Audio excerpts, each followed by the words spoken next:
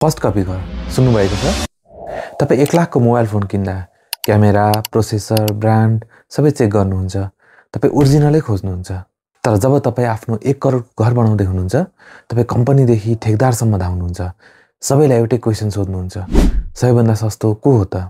यस्तोमा तपाईँ ओरिजिनल खोजिरहनु भएको छैन, तपाईँ फर्स्ट कपी घर मागिरहनु भएको छ।